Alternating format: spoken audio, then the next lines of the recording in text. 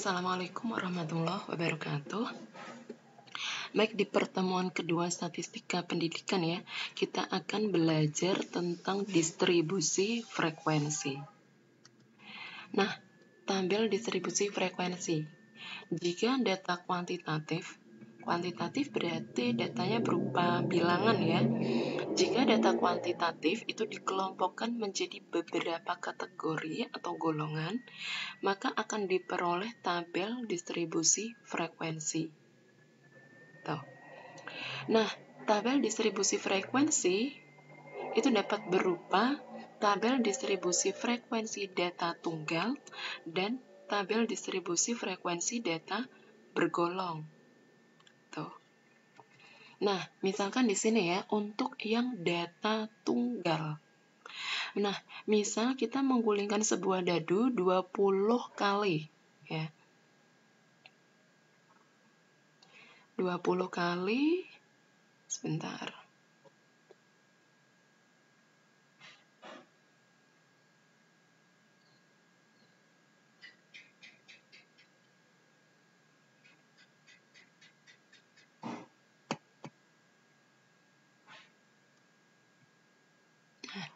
Misal kita menggulingkan sebuah dadu 20 kali dan mencatat hasilnya. Misal dadu yang muncul adalah sebagai berikut. Muncul mata dadu 4, muncul mata dadu 5, muncul mata dadu 2, dan seterusnya. Nah, data ini ya, ini dapat disusun dalam tabel distribusi frekuensi data tunggal sebagai berikut. Yang keluar mata dadu 1 ada berapa? Ada sebanyak 4 kali ya. 1, 2, 3, dan 4. Itu. Yang keluar mata dadu 2 ada 5. Yang keluar mata dadu 3 itu ada sebanyak 3 kali, dan seterusnya. Itu. Nah, nanti bedanya apa dengan yang data bergolong? Jadi di sini, kalau untuk yang data tunggal, kita satu persatu. Yang mata dadu 1 itu berapa, yang mata dadu 2 itu berapa yang keluar, dan seterusnya. Tapi kalau untuk yang data bergolong, ya, di sini ini nanti berupa suatu interval. Gitu. Nilai sekian sampai sekian, berapa orang. Nilai sekian sampai sekian, berapa orang. Kayak gitu. Ya. Nah, ini adalah contoh untuk yang distribusi frekuensi data bergolong. Berikut adalah nilai UTS statistika pendidikan suatu kelas yang terdiri dari 40 mahasiswa. Misalkan nilainya adalah 56, 56, 57. Ini contoh ya, dan seterusnya. Itu. Nah, untuk menghemat tempat, data ini dapat disajikan dalam tabel distribusi frekuensi data bergolong. Itu. Sebagai berikut. Nah, di sini saya kelompokkan yang memperoleh nilai 41 sampai dengan 50. Ada berapa? 6 orang. Yang memiliki nilai 51 sampai dengan 60, berapa orang? 14 orang. Dan seterusnya. Tuh. Sehingga ketika kita jumlahkan adalah jumlah seluruh mahasiswanya. Itu. Ya. 41 sampai 50, 6 orang. Kita cek. Nih ya, 1, kemudian ini 2, terus mana lagi? Ini 3, 4, 5, udah. Oh ini, 6. Tuh. Nah, benar ya. Jadi yang nilainya 41 sampai dengan 50 itu ada 6 orang. Yang nilainya 51 sampai dengan 60 itu ada 14 orang, dan seterusnya. Nah, beberapa istilah yang sering kita pakai di dalam tabel distribusi frekuensi data bergolong itu adalah yang pertama interval kelas. Ya. Interval kelas adalah tiap-tiap kelompok nilai. Ya. Tiap-tiap kelompok nilai. Nah, interval kelas itu bisa disebut dengan kelas saja. Ya. Nah, ini kan kelompok nilai yang pertama. 41 sampai dengan 50. kelompok nilai 51 sampai dengan 60, dan seterusnya. Kelompok nilai 91 sampai dengan 100. Nah, ini ada berapa? 1, 2, 3, 4, 5, 6. Berarti di dalam tabel 1 ini terdiri dari 6 kelas atau 6 interval kelas. Tuh. Kemudian yang kedua adalah batas kelas. Batas kelas adalah nilai-nilai yang membatasi kelas yang satu dengan yang lainnya. Pada tabel 1, kelas pertama ya, itu dibatasi oleh 41 dan 50. Nah, ini 41, 50. Nilai 41 itu adalah batas bawah kelas pertama. Sementara nilai 50 itu adalah batas atas kelas pertama. Tuh. Jadi di sini 41 itu adalah batas bawah kelas pertama, 50 batas atas kelas pertama, 51 batas bawah kelas kedua, 60 itu adalah batas atas kelas kedua, dan seterusnya. 91 adalah batas bawah kelas ke-6, 100 adalah batas atas kelas ke-6. Gitu. Yang ketiga adalah titik tengah. Titik tengah adalah nilai yang terdapat di tengah-tengah kelas. Ya. Berarti, ya, tengah-tengah kelas. Berarti masing-masing kelas ini memiliki titik tengah. Ya. Ini memiliki titik tengah, ini memiliki titik tengah. Semuanya memiliki tiap-tiap titik kelas. Ya. Nah, pada tabel 1, 45,5 itu adalah titik tengah kelas pertama. 55,5 itu adalah titik tengah kelas kedua. Ya. Di antara ini, ya, di antara 41 sampai dengan 50 itu adalah 45,5. Tuh. Cari titik tengah gimana? Berarti kan batas bawah, ya, batas bawah ditambah dengan batas atas, batas atas dibagi 2. Gitu. Benar ya?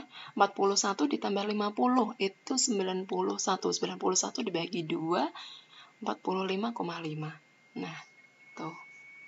Itu adalah titik tengah. Selanjutnya, tepi kelas. Nah, tengah-tengah nilai yang membatasi 2 batas kelas yang berurutan. Tengah-tengah nilai yang membatasi 2 batas kelas yang berurutan.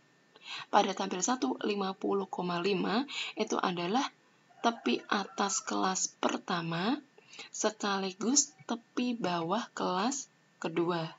Ya. Di sini kan di antara kelas pertama dengan kelas kedua. Kelas pertama maksimalnya adalah 50, kelas kedua dimulai dari 51. Nah, tengah-tengahnya ini, ya kan, itu kan adalah 50,5. Jadi 50,5 itu adalah tepi atas kelas pertama sekaligus menjadi tepi bawah kelas kedua. Berarti 60,5 ya, itu adalah tepi atas kelas kedua juga sebagai tepi bawah kelas ketiga. 90,5 itu adalah tepi atas kelas kelima sekaligus menjadi tepi bawah kelas ke-6. Selanjutnya adalah lebar kelas. Lebar kelas adalah selisih antara tepi atas dengan tepi bawah suatu kelas yang bersangkutan. Biasanya lebar kelas setiap kelas itu selalu sama. Pada tabel 1 masing-masing ya, lebar kelasnya adalah 10. Selisih antara tepi atas dengan tepi bawah ya. Di sini tepi atasnya berapa? 100,5. Tepi bawahnya 90,5. Ketika kita kurangkan berapa? 100,5 dikurangi 90,5, 10 ya. Kemudian di sini tepi atasnya adalah 90,5, tepi bawahnya adalah 80,5. Kita kurangkan hasilnya adalah 10 juga. Itu. Berarti lebar kelas di tabel 1 ini adalah 10. Paham ya? Oke, lanjut.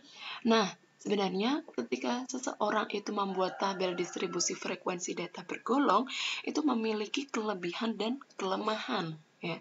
Ada keuntungannya. Yang pertama adalah efisiensi tempat dalam penyajian data. Yang kedua, pembaca dapat dengan mudah dan cepat mendapatkan gambaran mengenai urutan dan sebaran data. Tuh. Jadi seseorang itu lebih mudah untuk melihat ini, ya. Yang dapat nilai 41 sampai dengan 50 itu ada 6 orang. Yang dapat 51 sampai dengan 60 itu ada 14 orang. Yang paling banyak, ya. Yang paling banyak itu yang mendapat nilai berapa? Kita kan lihat frekuensinya, ya. Oh, ini loh 14 orang yang paling banyak itu memiliki nilai 51 sampai dengan 60. Tuh. Jadi nilai TS Statistika Pendidikan dari 40 mahasiswa itu paling banyak adalah yang mendapatkan nilai 51 sampai dengan 60 gitu. Kita dapat dengan mudah membaca distribusi frekuensi dengan tabel ini, ya kan? Dibanding dengan data awalnya. 56, 57, ya kan? Coba aja ini kalau kalian membayangkan data dari 1000 mahasiswa, ya kan? Apa nggak capek ini, ya kan? Tuh. Nah, tetapi memiliki kelemahan juga, yaitu apa? Beberapa keterangan yang diperoleh dari data asal menjadi hilang karena penggolongan yang dilakukan. Yang kedua adalah rata-rata yang dicari dari tabel distribusi frekuensi data bergolong hampir pasti berbeda dengan rata-rata dari data asalnya. Misalkan ini, kita hanya diberikan tabel ini saja, ya. Tabel distribusi frekuensi data bergolong seperti ini. Kita tidak bisa tahu aslinya 6 orang ini, ya, ini nilainya berapa.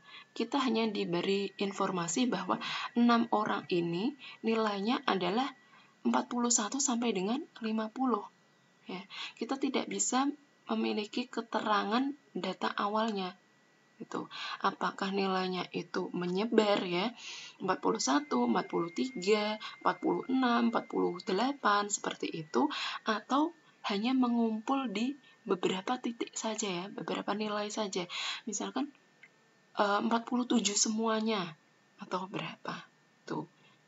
Otomatis kalau kita tidak mengetahui data awalnya, ya, nilai awalnya, pasti kan ketika kita mencari rata-ratanya itu pasti berbeda, ya, antara ini. Kalau ini kan kita bisa cari rata-ratanya, ya, dengan 56 ditambah 56 ditambah 57 dan seterusnya sampai dengan data yang terakhir, kemudian dibagi dengan banyaknya mahasiswa, yaitu 40. Tapi kalau seperti ini, kita kan nggak tahu yang mendapatkan nilai 6 orang ini itu berapa. Kita hanya tahu 6 orang ini 41 sampai dengan 50.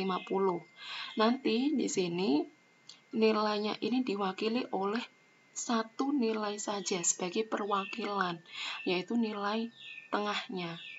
Berarti di sini kelas pertama 6 orang ini diwakili oleh 45,5. 14 orang ini nilainya itu diwakili oleh 55,5 dan seterusnya. Tuh. Otomatis kalau kita mencari rata-ratanya, ya kan? Itu kan pasti berbeda dengan ketika kita mencari rata-rata dari data awalnya itu, ya kan? Nah, tetapi tetap, ya, ada keuntungan dan kekurangannya. Selanjutnya, distribusi frekuensi relatif. Jika frekuensi masing-masing kelas dinyatakan dalam persen terhadap frekuensi total, ya, masing-masing kelas dinyatakan dalam persen terhadap frekuensi total, maka diperoleh tabel distribusi frekuensi relatif. Gitu. Nah, ini adalah tabel frekuensi relatifnya, tabel distribusi frekuensi relatif. Nah, ini 15 dari mana? Yang nilainya 41 sampai dengan 50 ini adalah sebanyak 6 orang, ya kan? Tadi apa? Frekuensi masing-masing kelas dinyatakan dalam persen terhadap frekuensi total. Berarti 15 ini diperoleh dari 6, ya kan? Yang memperoleh nilai 41 sampai dengan 50, itu kan ada sebanyak 6 orang ya. Dibagi dengan totalnya, frekuensi totalnya adalah 40, ya. Dinyatakan dalam persen, berarti kita kali dengan 100%. Tuh. 100%. Nah, ini kita bisa sederhanakan. Berarti ini 60 ya. 60 dibagi 4, 15 ya kan? 15%. Itu. Demikian juga untuk ini, yang nilai 51 sampai dengan 60. Di sini ada berapa orang? 14. 14 per 40 dikali 100% itu mendapatkan 35%. Tuh. Dan seterusnya.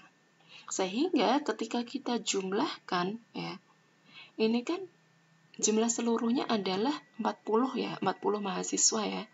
Tetapi ketika dalam persen berarti kan kalau semuanya adalah 100%.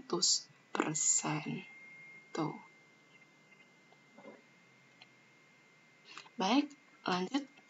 Sekarang ke tabel distribusi kumulatif. Tabel distribusi kumulatif dibentuk dari tabel distribusi frekuensi dengan menjumlahkan frekuensi demi frekuensi dari kelas-kelas yang berurutan. Nah, di sini ada dua macam ya, tabel distribusi frekuensi kumulatif. Yang pertama adalah tabel distribusi frekuensi kumulatif kurang dari, dan yang kedua adalah yang atau lebih. Nih, jika dibuat ke tabel frekuensi kumulatif kurang dari. Tuh. Yang kurang dari 40,5 ada berapa orang? Ini mulainya aja dari 41 ya. Berarti yang kurang dari 40,5 nggak ada. Kita tulis 0. Yang kurang dari 50,5 berapa? Ini kan hanya mahasiswa-mahasiswa yang di kelas pertama. Ya. Ini kan yang kurang dari 50,5. Oh, ada 6. Kita tuliskan di sini 6. Yang kurang dari 60,5. Ya, 60,5 berarti ada di sini ya. Sebelum kelas ketiga, ya. Ini masuk ya. Kelas pertama pun masuk. Kelas pertama ini kan kurang dari 60,5 kan? Kelas kedua juga kurang dari 60,5. Berarti ada sebanyak berapa orang? 6 orang ditambah 14 orang atau 20 orang. Dan seterusnya. Dan yang terakhir adalah yang kurang dari 100,5. Ya semuanya, ya kan? 41 sampai 50 itu kan kurang dari 100,5. Sampai dengan 91 sampai dengan 100 itu juga masih kurang dari 100,5. Berarti semua mahasiswa itu 40. Tuh. Udah? Paham ya? Selanjutnya tabel frekuensi kumulatif atau lebih. Ya. Yang mendapatkan nilai 40,5 atau lebih. Semuanya ya kan? 40,5 kan ada di sini. Ini lebih dari 40,5. Ya. Ini yang 91 sampai dengan 100 itu juga lebih dari 40,5. Berarti semuanya sebanyak 40. Tuh. Yang nilainya 50,5 atau lebih ya. 50,5 itu ada di sini ya kan? Berarti ini nggak ikut. Yang kelas pertama nggak ikut, ya kan? Itu 50,5 atau lebih berarti mulai dari ini. Kelas kedua ikut, kelas ketiga, kelas keempat, kelas kelima, dan kelas 6. Nah, kita jumlahkan 14 orang ditambah 8, ditambah 5, ditambah 5, ditambah 2. Tuh. Atau 40 orang kita kurangkan dengan frekuensi dari kelas pertama. 40 dikurangi 6, 34. Yang nilainya 60,5 atau lebih, ya. 60,5 di sini atau lebih. Berarti mulai dari ini ya. Yang kelas ketiga sampai kelas ke-6. 8 tambah 5 tambah 5 tambah 2 atau 40 ya. 40 dikurangi dengan ini. Dikurangi dengan 6 dan 14. Tuh. Berarti ada sebanyak 20 orang dan seterusnya. Baik, lanjut. Nah, sekarang ke histogram dan poligon frekuensi. Distribusi frekuensi itu dapat dinyatakan dalam grafik frekuensi. Ya. Sekarang kita ke grafik. Nah, grafik frekuensi yang sering digunakan untuk menggambarkan distribusi frekuensi itu adalah histogram, poligon frekuensi, dan ogive. Itu. Histogram atau diagram batang frekuensi itu menggambarkan frekuensi-frekuensi dalam kelas dalam bentuk batang-batang yang saling berimpitan. Ya. Histogram itu batang-batangnya berimpitan. Oh, di sini. Sementara pada diagram batang, ya, antar batang satu dengan yang lainnya ini tidak saling berimpitan. Tuh. Jadi kalau yang di diagram batang, nanti yang di sumbu X itu adalah batas kelas, batas-batas kelasnya. Sementara kalau untuk yang histogram, yang di sumbu X-nya itu adalah tepi-tepi kelas interval. Lebih lanjut, apabila titik-titik tengah ujung batang pada histogram dihubungkan, maka diperolehlah poligon frekuensi. Tuh ini. Ini kan yang gambar satu ya, itu adalah diagram batang. Nah, di sini ini kan adalah batas-batas kelasnya. 41 sampai dengan 50. Ini 51, 60. 61 itu ini, 70 ini. Tuh. Ini 71, ini 80 dan seterusnya. Sementara kalau histogram yang di sini adalah tepinya ya, tepi kelasnya. Nah, kalian bisa tambahkan di sini. Berarti ini berapa? Ini kalian di sini tuliskan 40,5. Ya kan? 40,5 tuh di sini 40,5 ini adalah 50,5. Ini kelas pertama, ini kelas kedua ya kan. Di sini kan 50,5 itu adalah tepi bawah kelas pertama sekaligus tepi atas kelas kedua. Nah, makanya di sini 50,5 ini kan digunakan untuk bersama ya. Nih, ya ada di sini antara kelas pertama dengan kelas kedua. Di sini adalah 50,5, maka di sini 60,5, ini 70,5, 80,5, 90,5, 100,5. Itu kalian bisa tambahkan di buku catatannya kalian. Tuh. Nah, ini apa Bu? 45,5, 55,5 dan seterusnya. Ini adalah titik tengahnya, ya. Kita bisa cantumkan di sini, ya. 45,5, 55,5, 65,5 dan seterusnya. Nah, ini titik-titik tengah, ya kan? Di sini kan 45,5 ya. Ini X-nya kan di sini 45,5. Ini X-nya adalah 55,5. Nah, titik-titik tengah untuk masing-masing kelas ketika kita hubungkan ya. Kita hubungkan dengan garis, inilah yang disebut dengan poligon frekuensi. Jadi Jadi garis ini ya. Jadi garis ini ini dilanjutkan dan seterusnya sampai dengan ini dinamakan dengan poligon frekuensi. Tuh. Bisa membuatnya ya? Bisa. Nah, sekarang adalah grafik distribusi frekuensi kumulatif. Nah, tabel 1 yang ini ya, tabel 1 yang dinyatakan dalam grafik distribusi frekuensi kumulatif kurang dari. Nah, kita bisa lihat dari tabel ini. Tabel distribusi frekuensi kumulatif yang kurang dari. Ini. Yang kurang dari 40,5 itu ada 0 orang, ya kan? Ini ada 0. Kemudian yang kurang dari 50,5 ada 6 orang. Ini. Yang dan seterusnya.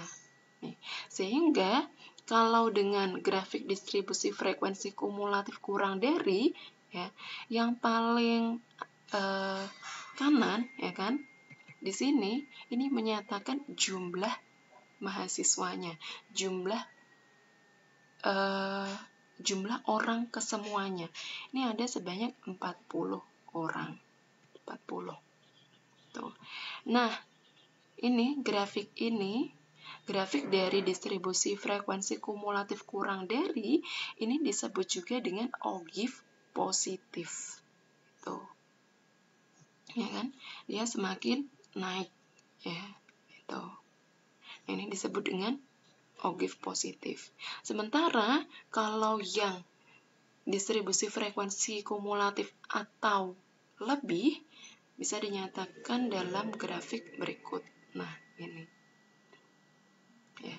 Yang nilainya 40,5 atau lebih semuanya. Nah, ini 40 mahasiswa. Yang nilainya 50,5 atau lebih ada sebanyak 34 mahasiswa dan seterusnya. Sampai di sini yang nilainya 100,5 atau lebih. Nggak ada kan? 0. Gitu. Nah, di sini grafik distribusi frekuensi kumulatif atau lebih itu disebut juga dengan ogive negatif. Dia semakin turun. Tuh. Udah selesai materi pertemuan kedua. Sekarang adalah tugasnya ya. Silakan kalian kerjakan di buku catatannya kalian. Jadi di sini diberikan data berat badan dalam kilo ya dari 50 orang. Kemudian tugasnya adalah ini. Buat tabel distribusi frekuensi data bergolongnya. Kemudian buat tabel frekuensinya. Tabel frekuensi relatifnya. Kemudian tabel frekuensi kumulatif kurang dari dan atau lebihnya. Kemudian buat histogram dan poligon frekuensi, dan selanjutnya adalah grafik distribusi frekuensi kumulatif kurang dari dan yang atau lebih. Nah, silakan kalian kerjakan di buku catatannya kalian, tulis tangan ya, kemudian kirim dengan format PDF. Gitu. Untuk yang kelas Senin, nanti dikumpulkan maksimal hari Kamis, maksimal pukul 8 pagi. Untuk yang kelas Rabu, dikumpulkan maksimal Sabtu pagi itu di Skologi dan Fiklas ya. Itu harus dua-duanya ya. Tuh. Nah, baik, saya cukupkan pertemuan kedua ini. Bila ada pertanyaan silakan nanti ketika diskusi ya, silakan kalian tanya yang masih bingung atau ya nanti kita diskusi bersama. Baik, saya akhiri pertemuan hari ini. Semangat ya, kita harus semangat untuk latihan terus ya. Kita biasakan untuk berlatih ya. Nanti seterusnya akan ada tugas-tugas terus. Nah, kita harus membiasakannya. Tuh. Baik, saya akhiri pertemuan kedua ini. Cukup sekian. Wassalamualaikum warahmatullahi wabarakatuh.